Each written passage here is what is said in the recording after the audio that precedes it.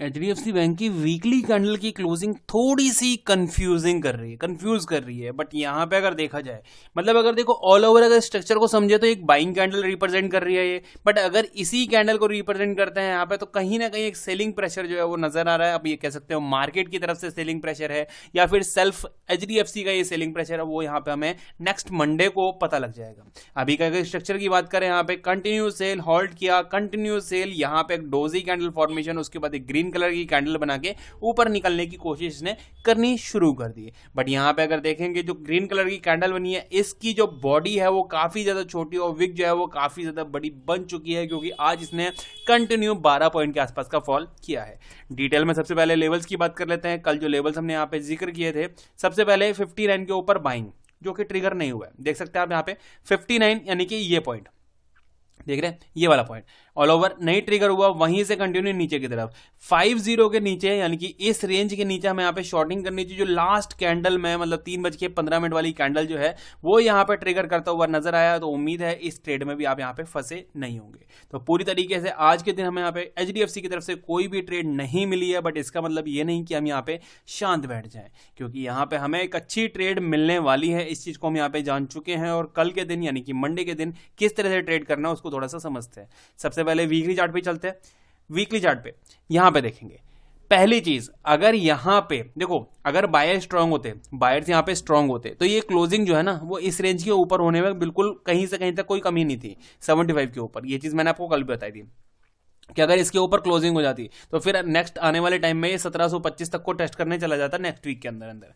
But यहां पे आज सेलर्स ने अटैक किया और बहुत ज्यादा डीप ले जाके इसको क्लोज करवाया, और जो लास्ट ईयर हमने रेंज बनाई थी उसके नीचे इसने क्लोज किया है। तो कहीं ना कहीं एक सेलिंग यहां पे दिखाई पड़ रही है। डेली चार्ट पे आते हैं। डेली चार्ट पे अगर नोट करते हैं, यहां पे आप नोट करेंगे कि ये एक सपोर्ट हुआ करती थी हमारी, एक सेकंड, यहां पे ये एक सपोर्ट थी हमारी, यहां रिजेक्शन लिया, रिजेक्शन लिया, rejection rejection rejection, finally break किया, ऊपर क्लोजिंग करी, एक रेड कैंडल के साथ नीचे आके टेस्ट किया, रीटेस्ट किया, और फिर यहां से अपमूव करना चाहिए था, बट फिर से एक यहां पे रेड कलर की कैंडल फॉर्मेशन होके इसी सपोर्ट को फिर से टेस्ट कराने की आवश्यकता पड़ गई। तो कहीं ना कहीं ये भी एक नेगेटिविटी की तरफ इशारा कर रही है कि एक बार जब रीटेस्ट हो गया तो यहां से एक रैली ऊपर की मिलनी चाहिए थी, जो कि नहीं दिखाई पड़ रही है। तो यहां पे भी कुछ नेगेटिविटी यहां पे नजर आ रही है कि चांसेस हैं कि फिर ये और फॉल कर सकता है। इसको थोड़ा और बेहतर समझते हैं 15 मिनट के चार्ट पे, और यहीं पे बात करते हैं इंट्राडे के लिए मंडे के दिन के लेवल्स क्या होने वाले हैं।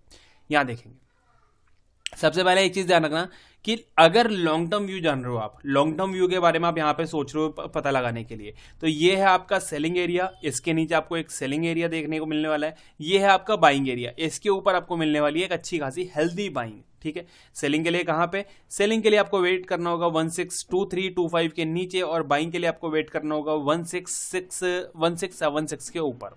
ये दोनों पॉइंट हो गए। अब बात करते हैं इंट्राडे के लिए, यानी कि मंडे के दिन इंट्राडे में क्या ही हमें देखने के लिए मिल सकता है और किस तरह से हम यहाँ पे गेन कैसे हम यहाँ पे गेन का फायदा ले सकते हैं और किस तरह से ट्रेड करेंगे। सबसे पहले ध्यान देना, जैसे कि अभी का स्ट्रक्चर की अगर मैं बात करूं, यहाँ पे ये देखना, ये सपोर्ट थी, rejection rejection rejection rejection rejection rejection rejection, बहुत अच्छी वॉल्यूम के साथ ऊपर ब्रेक किया, ब्रेक करके रीटेस्ट किया, बाउंस किया, फिर नीचे आया, रीटेस्ट किया, बाउंस करने की कोशिश नहीं कर पाया, फिर नीचे निकला, इसके नीचे आ चुका है। तो कल के दिन यहाँ पे नेगेटिव की तरफ इशारा हो रहा है बिल्कुल। अगर गलती से थोड़ा बहुत भी फ्लैट ओपन हुआ या फिर थोड़ा बहुत गैप ओपन करके ये 52 के आसपास कहीं ओपन होता हुआ दिखाई पड़ता है, ध्यान देना। यहां पे 57 का आपका स्टॉप लॉस होगा। कोई भी सपोज करते हैं यहां ओपन हुआ, यहां पे थोड़ा रुका, ब्रेकआउट किया, तो यहां पे एक शॉर्टिंग की ट्रेड में घुसना है। 57 का आपका स्टॉप लॉस है, और अच्छी खासी मेरे हिसाब से 45 को एक बार रीटेस्ट करने या उसके नीचे जाता हुआ दिखाई दे सकता है। तो ध्यान देना, कल के दिन अगर यहाँ पे फ्लैट ओपन होता है या ऊपर गैप अप ओपन करता है, 57 का एक स्टॉप लॉस होगा, और इन केस में यहाँ पे नीचे की तरफ एक शॉर्टिंग की अपॉर्चुनिटी का फायदा लिया जाएगा। पहली चीज हो गई, ठीक है। दूसरी बात, अगर इनकेस यहाँ पे फ्लैट ओपन हुआ, ऊपर की तरफ जा रहा है, मतलब फ्लैट ओपन हुआ, यहीं से धीरे धीरे धीरे धीरे ऊपर जा रहा है, और यहाँ पे टाइम स्पेंड किया, नीचे आ रहा है, एक ब्रेकडाउन के बाद शॉर्टिंग की अपॉर्चुनिटी। ठीक है, ये चीज हो गई। गलती से गैप डाउन ओपन हो गया, इनकेस गैप डाउन ओपन हो गया, गैप डाउन कहां पे, यहां यहां यहां यहां, कोई भी ट्रेड में बिना बात के नहीं घुसना है। क्यों? क्योंकि अच्छा खासा प्रॉफिट हमारे हाथ से जा चुका है, एक सपोर्ट के नियर बाय आ चुका है, यहाँ से अगर बाइंग के लिए निकलेगा बहुत अच्छी ट्रेड मिल जाएगी, बट बाइंग के लिए कोई भी पैटर्न, कोई भी एंगल यहाँ पे बनता हुआ दिखाई नहीं दे रहा है। तो गैप डाउन की कंडीशन में हम यहाँ पे इसको इग्नोर करें ज़्यादा बेटर होगा, क्योंकि हमारे हाथ से जा चुका है। फ्लैट की कंडीशन, फ्लैट ओपन हुआ, नीचे निकलना शुरू किया इसने धीरे धीरे धीरे धीरे धीरे, देन यहाँ पे इस कंडीशन में हम यहाँ पे इसको इग्नोर ही करेंगे। रीजन क्यों? रीजन क्योंकि रीजन अगर मैं बताऊं आपको, ये वाली कैंडल देख रहे हैं आप यहाँ पे, एक बड़ी सी कैंडल, मतलब बायर्स ही बायर्स है यहाँ पे। नीचे की सपोर्ट की बात करें तो यहाँ कहीं आपको सपोर्ट देखने के लिए मिल रहा है, राइट, इस जगह पे।